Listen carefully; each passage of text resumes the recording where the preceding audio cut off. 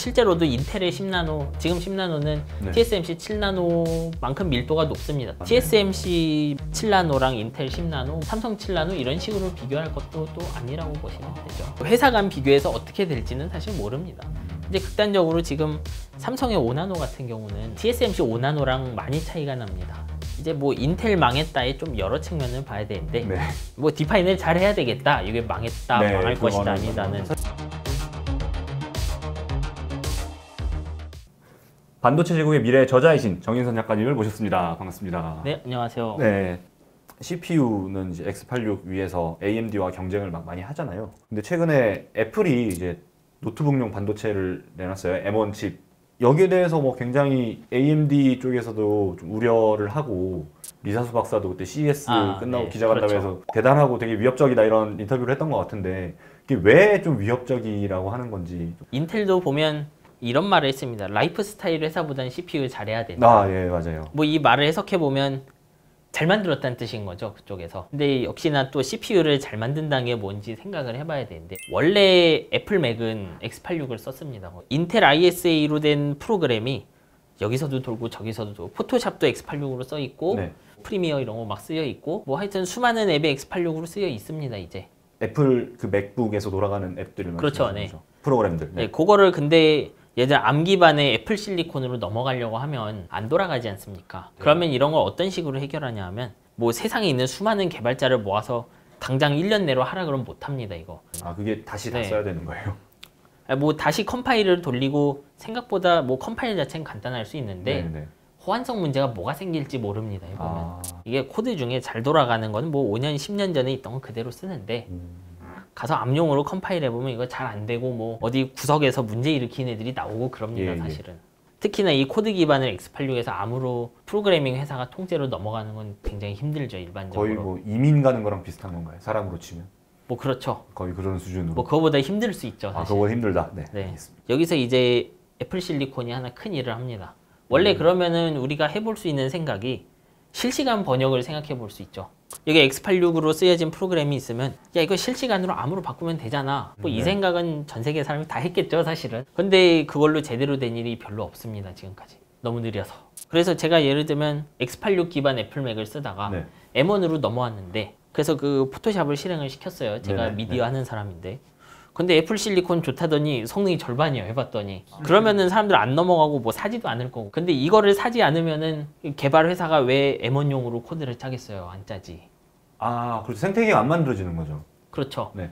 근데 이제 이 에뮬레이션을 해도 X86만큼은 성능 나오는 애들이 생기기 시작했어요, 이제. 그러면 위협이 됩니다, 이게. 정확하게 M1 CPU에서 X86으로 기존에 써있던 애를 에뮬레이션 하나 번역을 해서 던져도 성능이 꽤 나온다는 거죠, 이제. ARM, 그러니까 얌. ARM ISA로 이렇게 번역을 해서 그 네. 코드로 번역을 해도 그만큼 돌아간다는 말씀이죠. 그렇죠. 예, 그 정도의 쓸만- 성능이 나온다. 네, 꽤 좋게 나옵니다, 사실. 그러면 그 X86 기반에서 ARM 기반으로 실시간으로 네. 변환을 해준다 이런 말씀이신 그렇죠. 거잖아요. 실시간으로 하는데도 속도가 이제 그만큼 따라오게 네. 됐다. 그러면 그 에뮬레이터는 누가 만든 거예요? 그거 애플이 그것도 만들었죠. 애플이 제공을 하는 겁니까? 근데 이건 뭐 생각해보면 당연한 게, 이거 제일 하고 싶은 애가 만든 겁니다. 당연히 애플이 만들었죠. 그래야 자기는 생태계가 네. 꾸려지는 거니까. 뭐 다른 애가 하겠지 하고 두면은 망하는 거죠, 사실. 이번에 M1 칩 나오면서 사람들이 얘기를 많이 했던 게, 소위 앱스토어에 있는 그런 스마트폰용 네. 앱도 이제 맥북에서 돌릴 수 있다라고들 뭐 말도 하던데. 아마 기술적으로는 네. 원래 애플은 자기 안에 많이들 가둬놓으려고 하고, 네네. 뭐 데이터도 뭐 주고받고 할 수 있으니까. ARM ISA인 거잖아요. 네, 그렇죠. 그렇기 때문에 조금만 호환성만 문제를 해결해주면 PC에서도 돌릴 수 있게 되는. 그렇죠. 일단은 네. ISA는 똑같은 타겟이니까. 이제 뭐 이거를 OS 레벨에서 막아놓을 수도 있고 그런데, 네네, 그거는 그럴 수 그건 있죠. 애플이 이제 자신들의 생태계를 어떻게 가져갈지 정해야 될 문제죠. 그렇다고 인텔 생태계가 붕괴된다 뭐 이런 얘기는. 그런 건 아니죠. 당장 애플은 기존의 암, 이제 안드로이드 진영과도 좀 거리를 두고 마이웨이 하지 않습니까? 인텔 입장에선 좀 다행이기도 한데, 이게 왜냐하면 안드로이드 쪽은 쉽게 말하면 IBM PC스러운 게 나오질 못하고 있고. 아, 약간 시장 표준이 되는 거라고 네. 말씀을 드리면 될까요? 네. 이렇게 이해하면 되는 건가요? 네. 애플은 이제 그런 물건이 하나 나온 거죠, 이제. 근데 다행히도 얘네는 안드로이드랑 뭐를 같이 해볼 생각이 별로 없습니다. 그러면은 암 기술이 일종의 뭐 PC 반도체의 새로운 표준이 된다 이런 거는 조금 과도한 해석인 뭐 아직은 거예요. 쉽지 않겠죠. 뭐 쉽지 정확하게는 애플이 그걸 원하고 있는가? 원한다면 네. 당연히 개방성을 확 열어야 되는데 아. 지금까지 애플이 해온 방식이랑은 좀 많이 다르죠, 그건. 단지 애플 칩의 성능이 좋다를 넘어서서 그렇죠. 그런 개방성도 갖추고 있어야 이제 네, 확장이 그럼요. 되는 건데 네. 그런 게 없기 때문에. 그러면은 프로그램을 새로 X86에서 암으로 프로그래밍 하지 않고 에뮬레이터로 돌리면은 자연스럽게 그래도 성능이 조금은 떨어질 것 같은데 그래도 여전히 벤치마크 같은 거 한 걸 보면 애플이 뭐 더 좋다, 빠르다 이런 얘기가 있잖아요. 그게 예, 뭐 좀 그렇죠. 가능한 좀 이유가 있나요? 애플 CPU가 월등하게 좋거나. 사실 뭐 그게 애플이 대단한 점인데 예전에도 애플 사이클론 이런 거 나왔을 때 그 아키텍처들 뜯어놓은 걸 보면은 CPU에서 우리가 백엔드라고 부르는데 연산 장치들이 잔뜩 붙어 있어요. 그 연산 장치 개수를 보면 애플 CPU가 이미 인텔 CPU를 넘어가는 시점들이 있어요. 이게 물론 ISA가 다르니까 여기에 없는 연산이 여기에 있고 하기는 한데 네. 근데 CPU도 역시 제일 많이 하는 거 숫자 더하고 나누고 하는 건데 네네. 더하고 나누고 하는 기계들 숫자를 보면은 애플이 되게 많습니다. 아, 그 연산력 자체는 일단 조금 애플이 좀 더 높다. 네.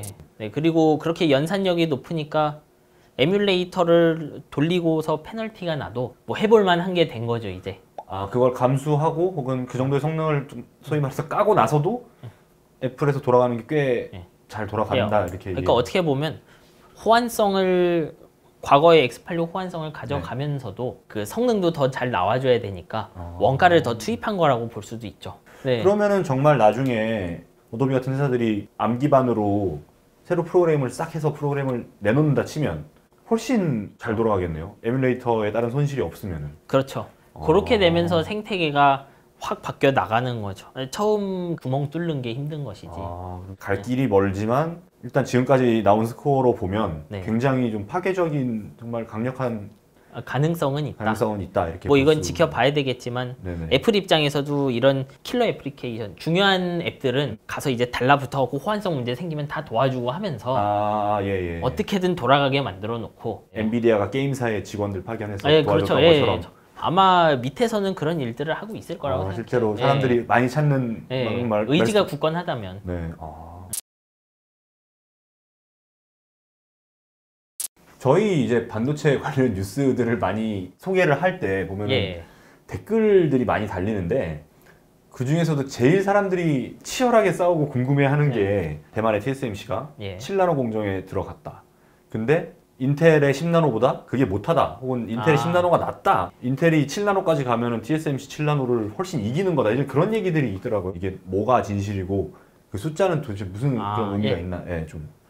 뭐 일단 이걸 시작하기에 앞서서 좀 히스토리를 말씀드려야 될 것 같은데 이제 우리가 CPU건 GPU건 뭐 메모리가 됐건 어떤 그 반도체 칩 안에는 수십억 개의 그 기초 단위가 존재합니다, 이게. 그래서 이게 그런 것들을 트랜지스터라고 부르는데요. 근데 이 트랜지스터들의 밀도가 중요한 건 다 압니다. 아, 소위 말하는 예. 집벽도라고 하는.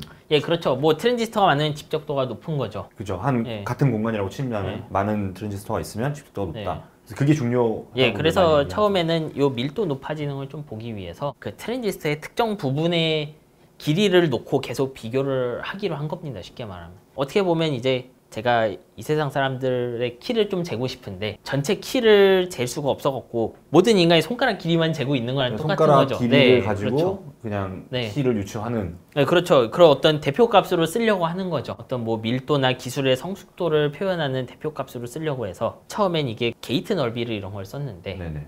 이 게이트 넓이보다 어느 순간 밀도가 더 내려가기도 하는 시대가 왔다가 아, 그러니까 예. 우리가 보려고 했던 단위보다도 실제로 더 집중도가 낮은데 숫자는 별로 안 변하는, 직접도가 높아지는 거죠. 높아지는 거죠. 아, 그렇죠. 그렇죠. 높아지는데 겉으로 우리가 측정하는 부분에 있어서는 크게 변하지 그렇죠. 않는. 인간의 뭐 전체 키나 이런 걸 유지하는 게 손가락 길이만이 정하는 건 아니니까. 그렇죠. 네. 다른 요소들의 뭐 예를 들어 머리가 뭐 작아진다든지 네네네. 뭐 그런 식이면 당연히 더 줄어들 수 있는 거잖아요. 네네. 그래서 그 비율이 깨지다가 나중에 가면은 이 게이트 폭도 잘 안 줄어듭니다, 이게. 그래서 다른 부분들의 크기를 막 줄이고 이렇게 나가는 상황이 되면서 옛날처럼 글로벌한 의미는 없어요, 이 숫자에.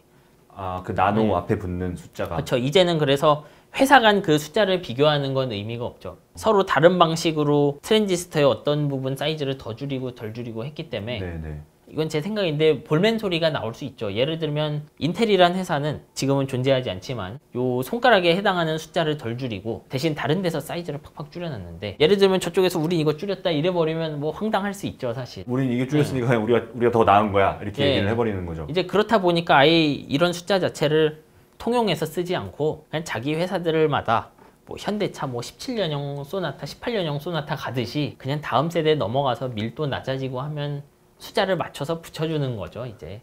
고객들만 구분할 수 있게, 혹은 자기네끼리만 통용될 수 있는. 뭐 그렇죠. 그럼 뭐 모델명이 그건 아니죠. 이건 아니구나.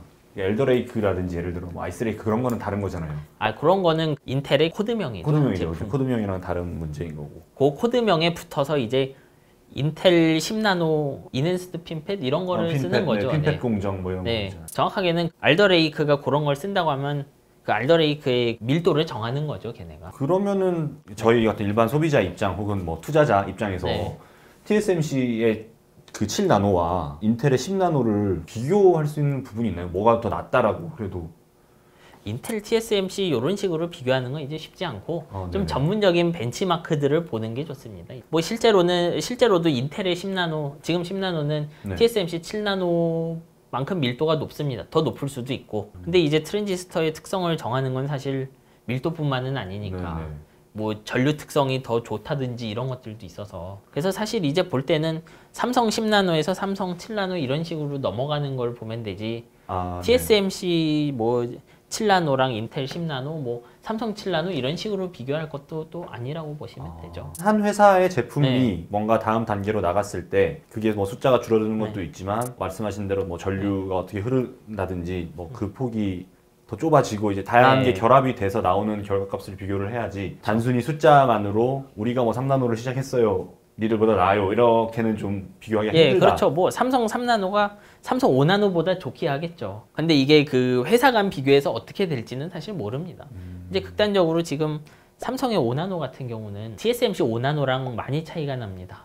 이것도 백그라운드 보면 TSMC의 5나노는 7나노에서 이제 뭐 풀노드 전환이라고 하는데 굉장히 크게 뜯어 고친 애들이고, 삼성이 7에서 5로 넘어가는 건 그 정도로 바꾸진 않았습니다 사실. 그러면은 중간에 잠깐 정리를 해보면 네. 각 회사별로 소위 저희가 흔히 관심 있는 TSMC, 삼성, 인텔의 공정끼리는 비교하는 게 그렇게 큰 의미는 없다라는 네, 게 그렇죠. 하나의 결론이고, 두 번째로는 한 회사 안에서도 줄어드는 건 역시 좀 내용을 봐야 된다, 이런 말씀. 예, 물론 개선은 되겠죠 이게. 네네. 뭐 개선은 되겠지만 이것도 개선이 조금씩 되다 확 뛰고 조금 개선되다 이런 것들을 보셔야 됩니다. 그러니까 예를 들어서 삼성전자 같은 경우에 뭐 TSMC도 그렇지만 둘 다 5나노 뭐 양산을 하고 네. 뭐 그런 얘기를 하잖아요. 그러니까 삼성전자 그럼 3나노에서 약간 뭐 승부처다 네. 이런 얘기를 하는 게, TSMC도 3나노로 갈 거고, 네. 그렇다면은 삼성전자가 3나노에 갈 때 뭐가 많이 변한다 이렇게 저희가 생각을 할 수 네, 있는 건가요? 그렇죠. 예, 파운드리들도 이제 개발을 할 때 다 크게 뛰는 시점들이 있고, 예. 그리고 이미 한번 뛴 데에서 파생으로 좀씩 개선하는 공정들이 있습니다. 아. 예를 들면 삼성전자가 10나노 공정을 만들었는데 거기서 파생 공정으로 8나노 공정을 만들어서 엔비디아의 계약을 땄습니다 이번에. 얘는 분명 10나노보다 좋긴 하지만 베이스는 10나노입니다 이것들은. 그냥 약간의 네. 뭐 이렇게 개선이 네, 그렇죠. 된 거고, 5에서 3으로 갈 때는 소위 자동차로 치면 소위 풀체인지를 한다 이렇게 볼 수 있는 예, 거예요. 그렇죠. 삼성 입장에선 5에서 3으로 간다는 생각보단 7에서 3으로 간다고 생각할 겁니다 아마. 아, 그럼 지금 이제 5나노라는 것도 7에서 살짝 좀 개선된 그렇죠, 그 정도다. 오. 그에 비해서 TSMC는 7에서 5도 크게 뛰었다. 그럼 TSMC가 5에서 3으로 갈 때는 그건 모르는 건가요, 지금은? 그쪽도 아마 풀 전환이 아니었나 하는데 이거는 찾아봐야 됩니다. 그러면은 사실 아까 말씀해 주신 게 뭐 삼성이 10나노를 뭐 개선을 좀 해서 네. 이해한 바로는 8나노 정도로 해서 이제 엔비디아의 GPU를 수주를 했다. 마찬가지로 그러면은 TSMC가 뭐 최근에 3나노 공정 인텔 CPU를 수주를 했다. 뭐 이런 기사를 본 것 같은데, 그러면 그 10나노라고 해도 사실 틀린 말은 아닌 거잖아요. 근데 굳이 왜 그렇게 숫자를 무리해서까지 줄여서 이렇게. 뭐 사실은 예를 들면 10나노가 네. 이제 파생 공정으로 8나노가 있는데, 뭐 실제로도 요 개선을 하면서 밀도가 줄어드는 것도 있고, 아, 물론 조금은 네. 뭐 그리고 이거 제 생각인데 뭐 삼성도 엑시노스 있으니까 엑시노스를 10나노로 만들었는데 네. 이제 좀 더 개선된 공정으로 다음 엑시노스를 만들었어요. 그럼 분명히 얘가 성능이 더 좋죠. 그렇죠. 근데 그래도 뭔가 똑같이 10나노 쓰면은 좀 칩을 파는 입장에서 그렇잖아요, 사실. 네네. 저쪽에서는 뭐 예를 들면 8나노 이런 거 8나노, 달고 나오는 6나노 막 달고 나오는데 네. 이쪽은 개성 공정이니까 우린 계속 10나노라고 써야 돼. 이러기도 좀 그런 게 있지 않을까. 뭐 그쪽이 알고 있겠죠, 답은. 사실 인텔이 뭐 저희 온라인에서 하는 얘기죠. 망했다 하는 게 아, 예. 계속 10나노에 머물고 있어서 그런 거다. 그러면은 또 그렇지도 않은 거겠네요. 그런 관점에서 보면은 인텔이 10나노에 머물러 있기 때문에 이제 뭐 인텔 망했다에 좀 여러 측면을 봐야 되는데 네. 일단 예전에 공정 리더십 측면에서 그러니까 세계에서 제일 트랜지스터를 싸게 잘 만드는 회사였던 인텔의 모습은 이제 없는 건 맞습니다. 트랜지스터의 리더십? 네네. 그 밀도의 리더십 측면에서 보면 확실히 예전 같지는 않죠. 그리고 그 연산의 측면에서도 예전엔 새로운 연산을 해야 된다고 하면 뭐 그냥 인텔 칩이 다 먹었다고 보면 됩니다. 무조건 인텔만 네. 그냥 덮어놓고 인텔만 갖고 오면 됐는데 그렇죠. 뭐 그냥 컴퓨터 개수가 늘어나는 것일 뿐이고 네, 예. 그럼 CPU를 더 팔면 되니까. 근데 이제 이게 머신러닝 향이면 엔비디아가 가져갈 거고 늘어난 것이 스마트폰이면은 암이랑 그 퀄컴 이런 데랑 파운드리가 가져갈 거고 그렇게 보면 뭐 세계 지배자 포지션에서 지역 강자 수준으로 격화된 것도 맞죠. 아 이제 그냥 원오브된 반도체 회사 중에 하나가 됐다 그 정도로 이해를 뭐 하면. 그렇게 보면 망했다 표현이 나오지만 인텔의 지난 10년간 매출과 순이익의 성장을 보면 그것도 그러니까요. 망했다고 할 수 있는가? 그게 사실 가장 혼란스러운 부분이었던 예. 것 같습니다. 그러니까 왕좌에서는 조금 내려왔지만 그거를 과연 망했다고 할 수 있는가에 대해서는 각자의 판단에 그러니까 뭐 예를 들면 10배 커진 시장에서 네. 2배밖에 못 먹었으면 그게 성공이야 실패야 좀 이런 느낌인 거죠. 뭐 공정이란 건 사실 시장을 차지하고 이익을 내기 위한 수단일 뿐이고 뭐 그렇게 생각해 보면 좀 뭐 디파인을 잘 해야 되겠다. 이게 망했다, 네, 망할 것이다 그거는 아니다는 사실 네. 그 외에도 수많은 시장들이 계속 열리고 네. 있기 때문에 또 뭐 추후에 어떻게 될지는 네, 지켜봐야 그렇죠. 될 것 같습니다. 하나 궁금한 게 뭐 실리콘 웨이퍼 얘기를 많이 하잖아요. 예. 근데 이제는 도광 장비로 막 극자외선 장비로 네. 제작을 하고 그 이상으로 가면은 소위 실리콘이 못 네. 버틴다. 그래서 새로운 소재, 그래핀 소재, 뭐 꿈의 소재다 이런 얘기들이 나오는데 그래핀 이야기는 제가 학부 때도 뭐 나오고 그랬는데 네네. 뭐 그 시절에 뭐 카본 나노튜브 이런 얘기도 하고 뭐 결국은 지금까지 양산을 못 나온 거 보면 사실 연구실에서 예를 들면 이제 당시 카본 나노튜브 나왔을 때 논문들을 보면 카본 나노튜브로 엄청 좋은 트랜지스터 하나를 만들었다. 그런 논문이 몇 개 만들었냐면 하나를 이렇게 그 표면에다 배치를 해서 만든 거예요. 그냥 하나를요? 예, 근데 뭐 지금은 훨씬 많이 만들 수가 있겠죠. 근데 지금 만들어야 되는 트랜지스터 개수가 몇 개냐 하면 수십억 개입니다, 사실. 근데 이게 예를 들면 트랜지스터당 가격이 뭐 예를 들어 0.000 몇 센트 그럴 거예요. 지금 CPU에서 생각해보면. 현재는요. 네. 근데 요 가격이 10배만 된다고 쳐도 CPU 가격이 10배가 되고 지금 컴퓨터 가격에서 CPU 가격이 한 뭐 20% 차지한다고 하면 예. 10배 되면 컴퓨터 가격 한 3배 될 건데 와. 부품까지 해서 그러면 누가 사겠어요 이거를. 그러니까 이 양산으로 가는 길은 항상 보기보다 많이 멀 수 있습니다. 그래서 저도 이제 해당하는 논문을 보진 못했는데 요게 보여주는 기술이 양산으로의 어떤 길을 열어줄 수 있는 논문이었는지 아니면 그냥 만들어 보았어요 이런 건지 이제 그거를 봐야 된다고 생각합니다. 뭐 그거 평가하는 것도 쉬운 일은 아니고 정말 전문가들이 한참 뜯어보면서 이렇게 저렇게 해봐야 결론이 날 문제죠 이건.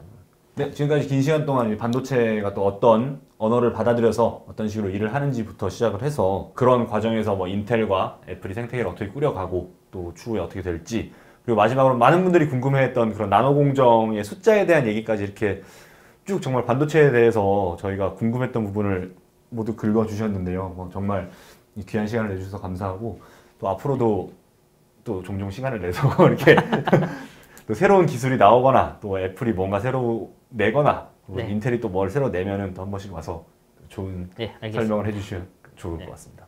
네, 긴 시간 동안 이렇게 시청해주셔서 감사하고요. 지금까지 반도체 제공의 미래 작가이신 정인성 작가님을 모셔서 이제 일을 들어봤습니다. 감사합니다. 네, 감사합니다.